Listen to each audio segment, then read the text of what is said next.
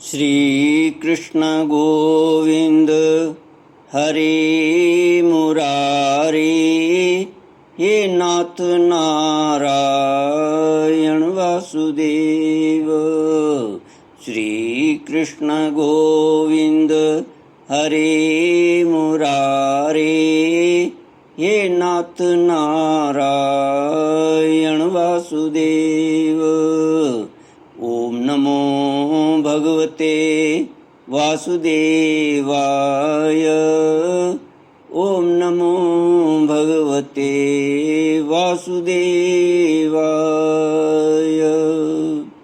कृष्णाय वासुदेवाय हरये परमात्मने प्रणतक्लेशनाशाय गोविन्दाय नमो नमः।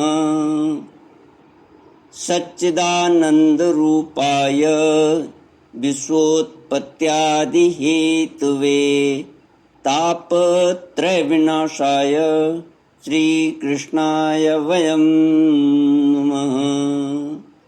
सच्चित आनंद स्वरूप परमात्मा जो सृष्टि के उत्पत्ति, पालन और श्रृंगार करता है तथा जीवों के आध्यात्मिक, आदि दैविक, आदि भौतिक तापों को नष्ट करने वाले हैं, अर्थात जीवों के मानसिक, शारीरिक और भौतिक दुखों को दूर करने वाले हैं, उन श्री कृष्ण भगवान को हम नमस्कार करते हैं। श्री कृष्ण गोविंद हरे मुरारे, हे नाथ नारायण वासुदेव। श्रीमद् भागवत सप्तम स्कंद पंचदशोऽध्यायः श्लोक 28 से। नारद उवाच षड्वर्ग संयमेकान्ता सर्वा नियमचोदनाः तदन्ता यदि नो योगान्नावहेयुश्रमावः यथा वार्तादयो ह्यर्था योगस्यार्थं न बिभ्रति अनर्थाय भयेयुस्ते पूर्तमिष्टम तथा सतः। श्री नारद जी युधिष्ठिर महाराज को कथा सुनाते हुए आगे कहते हैं कि शास्त्रों में जितने भी नियम संबंधी आदेश हैं उनका एकमात्र तात्पर्य यही है कि काम, क्रोध, लोभ, मोह, मद और मत्सर, इन 6 शत्रुओं पर विजय प्राप्त कर ली जाए, अथवा 5 इंद्रिया और मन ये 6 बस में हो जाएं। ऐसा होने पर भी यदि उन नियमों के द्वारा भगवान के ध्यान, चिंतन आदि की प्राप्ति नहीं होती तो उन्हें केवल श्रम ही श्रम समझना चाहिए। जैसे खेती, व्यापार आदि और उनके फल भी योग साधना के फल भगवत प्राप्ति या मुक्ति को नहीं दे सकते, वैसे ही दुष्ट पुरुष के श्रौत स्मार्त कर्म भी कल्याणकारी नहीं होते, प्रत्युत उल्टा फल देते हैं। जो पुरुष अपने मन पर विजय प्राप्त करने के लिए उद्यत हो वह आसक्ति और परिग्रह का त्याग करके संन्यास ग्रहण करे, एकांत में अकेला ही रहे और भिक्षावृत्ति से शरीर निर्वाह मात्र के लिए स्वल्प और परिमित भोजन करे। युधिष्ठिर पवित्र और समान भूमि पर अपना आसन बिछाए और सीधे स्थिर भाव से समान और सुखकर आसन से उस पर बैठकर ओमकार का जप करे। जब तक मन संकल्प विकल्पों को छोड़ न दे तब तक नासिका के अग्रभाग पर दृष्टि जमाकर पूरक, कुंभक और रेचक द्वारा तथा अपान की गति को रोके। काम की चोट से घायल चित्त इधर उधर चक्कर काटता हुआ जहाँ जहाँ जाए, विद्वान पुरुष को चाहिए कि वह वहाँ से उसे लौटा लाए और धीरे धीरे हृदय में रोके। जब साधक निरंतर इस प्रकार का अभ्यास करता है तब ईंधन के बिना जैसे अग्नि बुझ जाती है, वैसे ही थोड़े समय में उसका चित्त शांत हो जाता है। इस प्रकार जब काम वासनाएं चोट करना बंद कर देती हैं और समस्त वृत्तियां अत्यंत शांत हो जाती हैं, तब चित्त ब्रह्मानंद के संस्पर्श में मग्न हो जाता है और फिर उसका कभी उत्थान नहीं होता। जो सन्यासी पहले तो धर्म, अर्थ और काम के मूल कारण गृहस्थाश्रम का परित्याग कर देता है और फिर उन्हीं का सेवन करने लगता है, वह निर्लज्ज अपने उगले हुए को खाने वाला कुत्ता ही है। जिन्होंने अपने शरीर को अनात्मा, मृत्युग्रस्त और विष्टा, कृमि एवं राख समझ लिया था, वे ही मूढ़ फिर उसे आत्मा मानकर उसकी प्रशंसा करने लगते हैं। कर्म त्यागी गृहस्थ, व्रत त्यागी ब्रह्मचारी, गांव में रहने वाला तपस्वी, वानप्रस्थ और इंद्रिय लोलुप सन्यासी, ये चारों आश्रम के कलंक हैं और व्यर्थ ही आश्रमों का ढोंग करते हैं। भगवान की माया से विमोहित उन मूढ़ों पर तरस खाकर उनकी उपेक्षा कर देनी चाहिए। आत्मज्ञान के द्वारा जिसकी सारी वासनाएं निर्मूल हो गई हैं और जिसने अपने आत्मा को पर ब्रह्म स्वरूप जान लिया है, वह किस विषय की इच्छा और किस भोक्ता की तृप्ति के लिए इंद्रिय लोलुप होकर अपने शरीर का पोषण करेगा।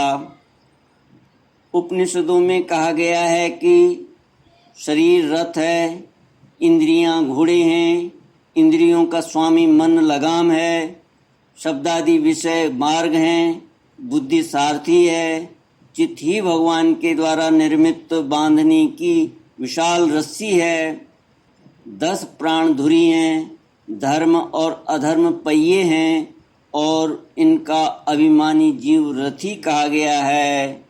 ओमकार ही उस रथी का धनुष है, शुद्ध जीवात्मा बाण और परमात्मा लक्ष्य है। इस ओंकार के द्वारा अंतरात्मा को परमात्मा में लीन कर देना चाहिए। राग, द्वेष, लोभ, शोक, मोह, भय, मद, मान, अपमान, दूसरे के गुणों में दोष निकालना, छल, हिंसा, दूसरे की उन्नति देखकर जलना, तृष्णा, प्रमाद, भूख और नींद, ये सब और ऐसे ही जीवों के और भी बहुत से शत्रु हैं। उनमें रजोगुण और तमोगुण प्रधान वृत्तियां अधिक हैं। कहीं कहीं कोई सत्व गुण प्रधान ही होती हैं।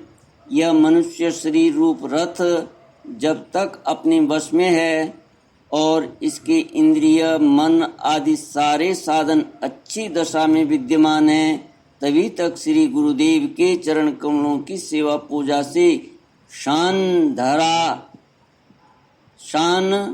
धराई हुई ज्ञान की तीखी तलवार लेकर भगवान के आश्रय से इन शत्रुओं का नाश करके अपने स्वराज्य सिंहासन पर विराजमान हो जाए और फिर अत्यंत शांत भाव से इस शरीर का भी परित्याग कर दे।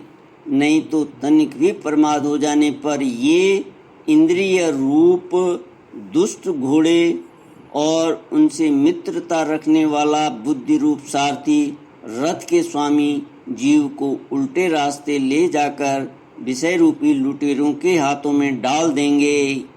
वे डाकू सारथी और घोड़ों के सहित इस जीव को मृत्यु से अत्यंत भयावने घोर अंधकार में संसार के कुएं में गिरा देंगे। श्री कृष्ण गोविंद हरि मुरारे, हे नाथ नारायण वासुदेव। युधिष्ठिर, वैदिक कर्म 2 प्रकार के हैं। एक तो वे जो वृत्तियों को उनके विषयों की ओर ले जाते हैं, प्रवृत्ति परक, और दूसरे वे जो वृत्तियों को उनके विषयों की ओर से लौटाकर शांत एवं आत्म साक्षात्कार के योग्य बना देते हैं, निवृत्ति परक। प्रवृत्ति परक कर्म मार्ग से बार बार जन्म मृत्यु की प्राप्ति होती है, और निवृत्ति परक भक्ति मार्ग या ज्ञान मार्ग के द्वारा परमात्मा की प्राप्ति होती है। शेन यागादि हिंसामय कर्म, अग्निहोत्र, दर्श, पूर्णमास, चातुर्मास्य, पशुयाग, सोमयाग, वैश्वदेव, बलिहरण आदि द्रव्यमय कर्म इष्ट कहलाते हैं, और देवालय, बगीचा, कुआं आदि बनवाना तथा प्याव आदि लगाना पूर्त कर्म हैं। ये सभी प्रवृत्ति परक कर्म हैं, और सकाम भाव से युक्त होने पर अशांति के ही कारण बनते हैं।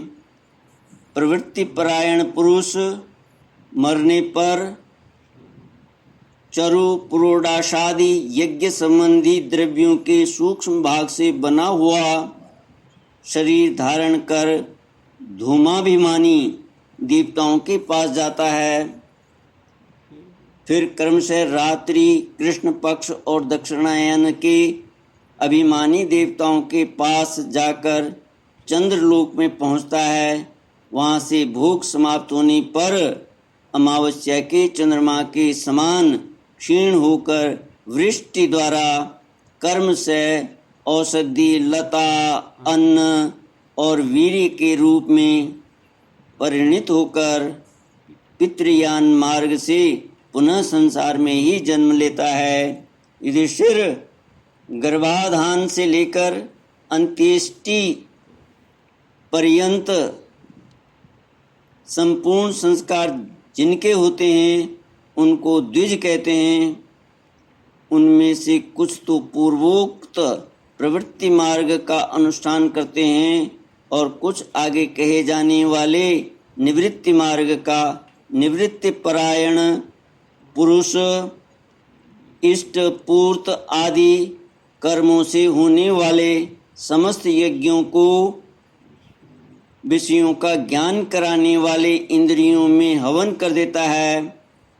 इंद्रियों को दर्शन आदि संकल्प रूप मन में, वैकारिक मन को परावाणी में, और परावाणी को वर्ण समुदाय में, वर्ण समुदाय को अ, ओम, इन तीन स्वरों के रूप में रहने वाले ओंकार में, ओंकार को बिंदु में, बिंदु को नाद में, नाद को सूत्रात्मा रूप प्राण में, तथा प्राण को ब्रह्म में लीन कर देता है।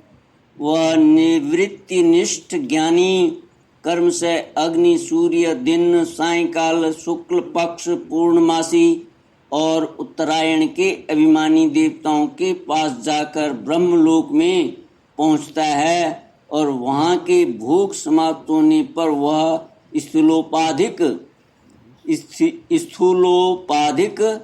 विश्व अपनी स्थूल उपाधि को सूक्ष्म में लीन करके सूक्ष्मोपाधिक तेजस हो जाता है। फिर सूक्ष्म उपाधि को कारण में लय करके कारणोपाधिक प्राज्ञ रूप में स्थित होता है। फिर सबके साक्षी रूप से सर्वत्र अनुगत होने के कारण साक्षी के ही स्वरूप में कारणोपाधिक का लय करके तुरीय रूप से स्थित होता है। इस प्रकार दृश्यों का लय हो जाने पर वह शुद्ध आत्मा रह जाता है। यही मोक्ष पद है। इसे देवयान मार्ग कहते हैं। इस मार्ग से जाने वाला आत्मोपासक संसार की ओर से निवृत्त होकर कर्म से एक से दूसरे देवता के पास होता हुआ ब्रह्मलोक में जाकर अपने स्वरूप में स्थित हो जाता है। वह प्रवृत्ति मार्ग के समान फिर जन्म मृत्यु के चक्कर में नहीं पड़ता। श्री कृष्ण गोविंद हरे मुरारी हे नाथ नारायण वासुदेव। ओम नमो भगवते वासुदेवाय।